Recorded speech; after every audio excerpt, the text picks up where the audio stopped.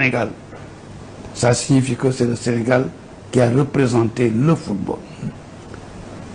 Mais moi, en tant qu'homme de droit et en tant que juriste, j'ai voulu aller encore un peu plus loin. J'ai cherché la source juridique de ce genre de décision. Et je l'ai là. Et je l'ai là, sur du papier, que j'ai écrit et signé et diffusé dans le monde entier. Le comité d'appel de la CAF, Confédération africaine de football, a pris une décision contre le Sénégal en fondant sa décision sur un article du texte qui organise la compétition.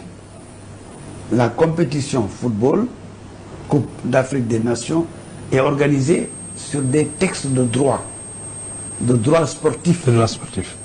Et ils ont pris leur décision en appliquant un article, qui est l'article 82, qu'ils ont mal lu. Cet article est écrit pour les francophones en français, pour les arabophones en arabe, pour les anglophones en anglais, pour les lusophones en portugais, pour les hispaniques en espagnol, peut-être. Mais moi, je le lis en français, parce que je suis francophone. Et la partie francophone est écrite pour les juristes et pas pour les sportifs qui viennent juger. Les membres de la CAF, la plupart, ne sont pas des hommes de droit.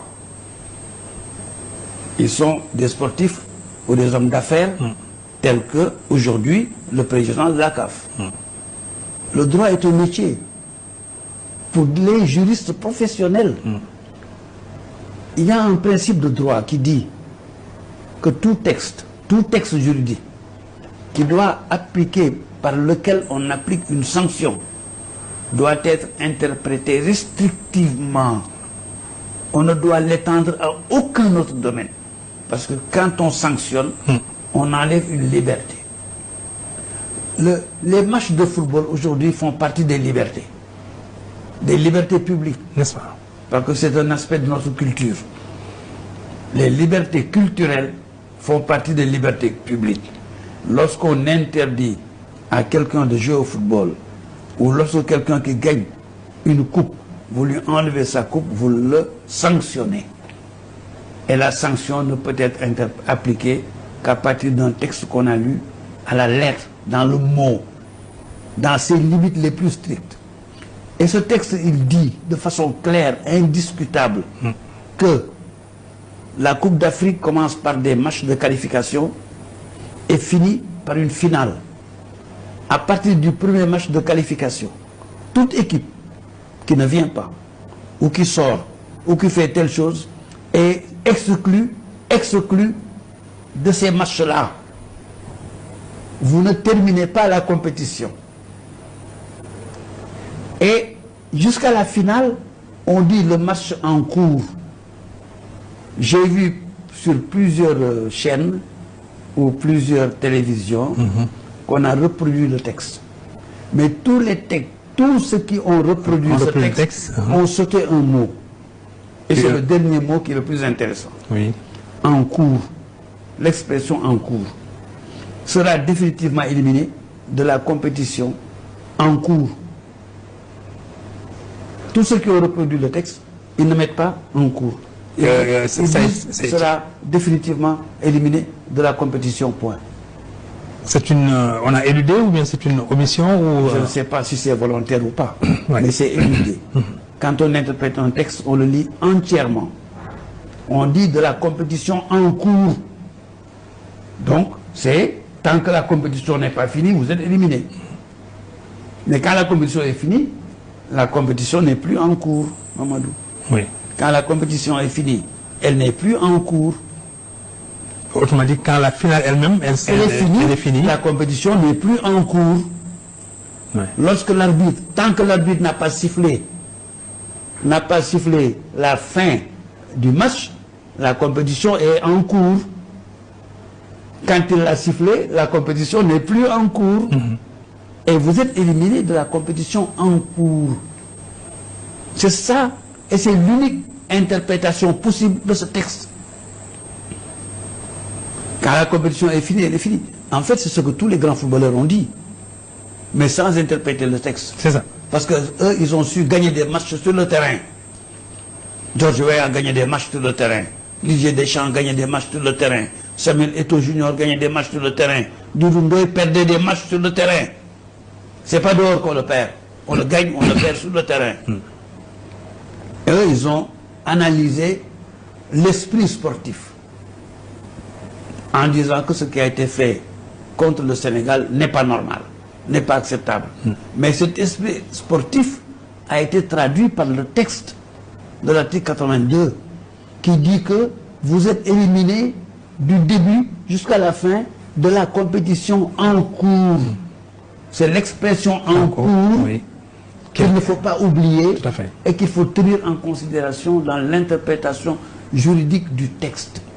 Moi, je viens au texte de droit. L'environnement ne m'intéresse pas. Si le droit était contre le Sénégal, je ne dirais rien contre le Sénégal, mais je me tairais. Je ne dirais pas un mot. Mais le droit est à 100% pour le Sénégal. D'accord. Le droit pur, le droit pénal, le droit répressif. Parce que ça, c'est du droit pénal. On réprime, on sanctionne. Ce droit répressif est pour le Sénégal. Parce que c'est au cours de la compétition qu'on vous punit. Oui. Quand la compétition est finie, on ne peut plus punir personne.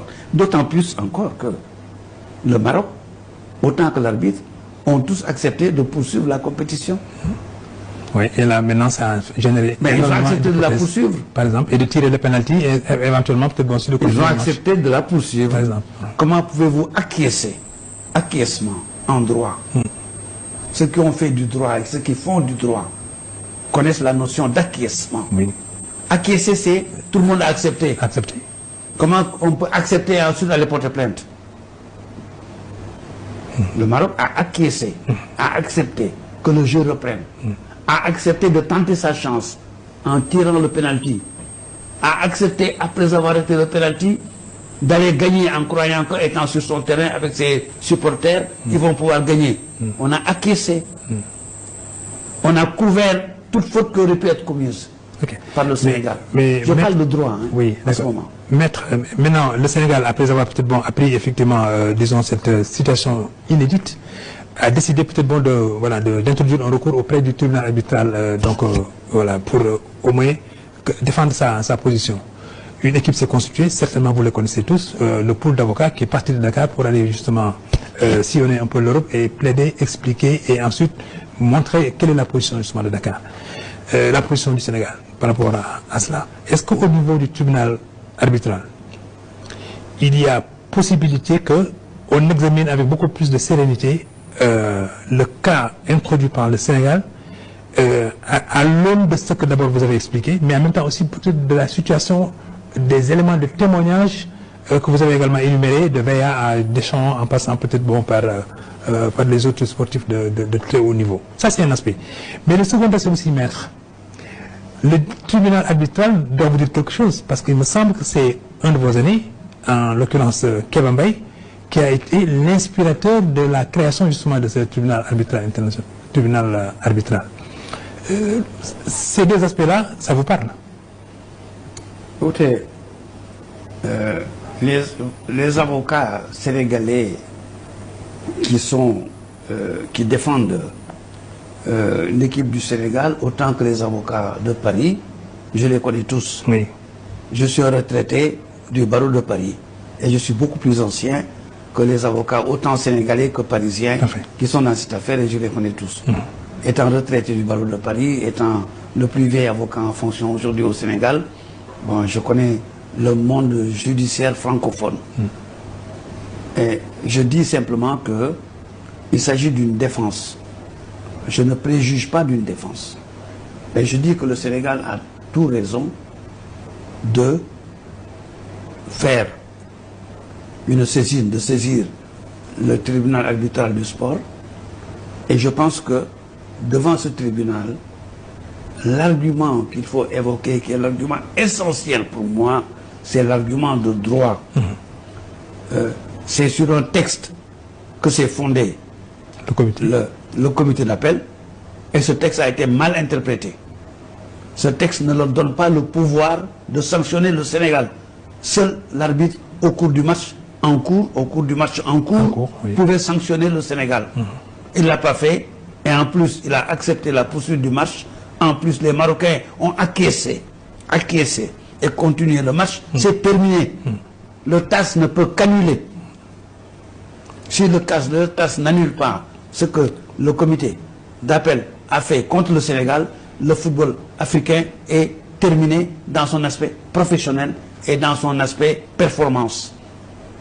Aucun joueur, aucune équipe n'aura plus intérêt à se tuer sur des terrains de football, à se tuer sur des terrains d'entraînement pour gagner un match, en sachant parfaitement qu'un organisme divers, administratif, peut un jour, pour une raison ou une autre, je ne rentre pas dans les raisons. Je ne fais que du droit. Pour une raison ou pour une autre, vous annulez votre match. Très bien. La performance sportive est finie, le sponsoring sportif est terminé, et l'argent du football va s'éluder, va disparaître dans la nature, tôt ou tard. Il y a des règles de droit qu'il faut savoir interpréter. Je dis simplement que ces personnes qui ont jugé, j'aimerais bien savoir quelles sont leurs qualifications juridiques, j'entends. Je ne dis pas sportif. Parce que ça, c'est du droit qu'on interprète. C'est du droit qui sanctionne. Seuls de vrais juristes doivent l'interpréter. Je ne juge pas leur moralité. Je juge leur compétence scientifique. Et à ce niveau, sous ce chapitre, le TAS doit et devra annuler ce qui a été fait contre le Sénégal. Très bien.